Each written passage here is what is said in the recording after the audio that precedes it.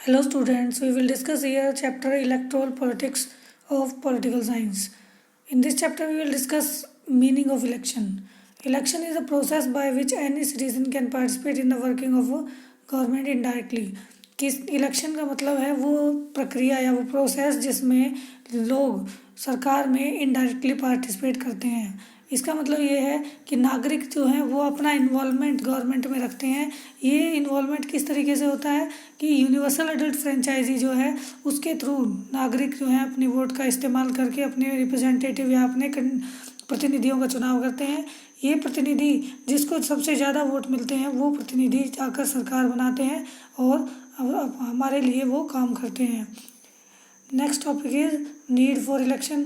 अब हमारे सामने क्वेश्चन है कि इलेक्शन की ज़रूरत हमें क्यों होती है। A rule of people is possible without any election if all the people can sit together every day and take all the decision. किसी भी तरह के शासन की हमें ज़रूरत नहीं होगी अगर सभी लोग मिलकर इकट्ठे बैठकर डिसीजन कर लें किसी भी काम के लिए। लेकिन आज के समय में ये संभव नहीं है क्योंकि हमारे देशों का साइज़ बड़ा है, पॉपुलेशन बहुत बड़ी है और इतने सारे लोगों का एक साथ एक जगह पर इकट्ठे होकर डिस्कशन करना संभव नहीं हो पाता है। और उसके साथ साथ लोगों में इतनी नॉलेज भी नहीं है, इतना ज्ञान नहीं है कि वो हर तरह के डिसीजंस को ले सके। और इसके साथ साथ सभी के पास इतना टाइम भी नहीं होता है। इसलिए डेमोक्रेसी जो है वो उस रिप्रेजेंटेटिव डेमोक्रेसी एक ऐसा ऑप्शन है जिसके थ्रू हम पार्टिसिपेट भी कर सकते हैं और सरकार चलाने के लिए हम अपना योगदान दे सकते हैं। Next topic is political competition. कुछ लोगों का मानना है कि इलेक्शन केवल पॉलिटिकल कंपटीशन है। इट मीन्स कि इलेक्शन में केवल पार्टियां जीतने के लिए काम करती हैं। सभी पार्टियां एक दूसरे को नीचा दिखाकर एक दूसरे का पर कीचड़ उछालकर या किसी भी तरह के गलत तरीक़ों को अपनाकर जीतने की कोशिश करती हैं। और ये पॉलिटिक्स का जो पॉलिटिकल कंपटीशन जो है वो सबसे भद्दा रूप है और इसके कारण ही लोग डेमोक्रेसी को ज़्यादा अच्छा नहीं मानते, इलेक्शन को अच्छा नहीं मानते हैं। उनका मानना है कि केवल जीतने के लिए वो किसी भी तरह किसी भी हद तक जा सकते हैं।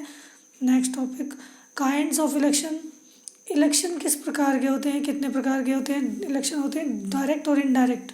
डायरेक्ट इलेक्शन है वो होते हैं मेंबर ऑफ लोकसभा और स्टेट लेजिस्लेटिव असेंबली के जो कैंडिडेट्स हैं वो डायरेक्ट इलेक्शन के द्वारा चुने जाते हैं क्योंकि इनमें जनता डायरेक्टली इन कैंडिडेट्स के लिए वोट करती है और वो ये कैंडिडेट चुनने के बाद सरकार बनाते हैं।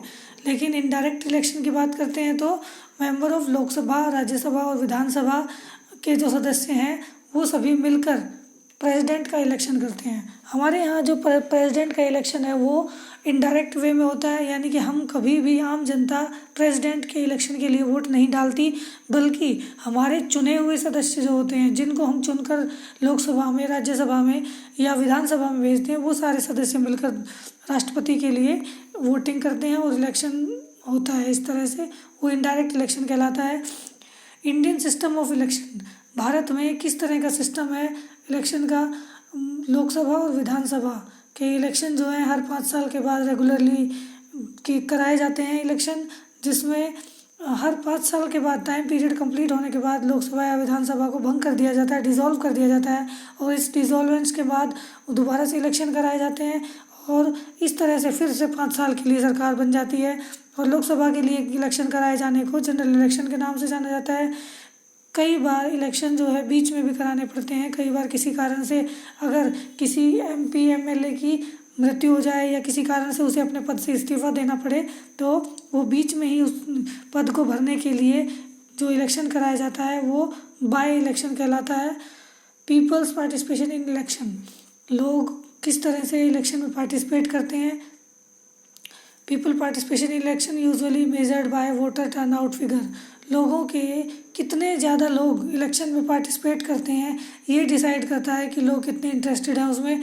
Turnout indicates the percentage of eligible voters who actually cast their vote.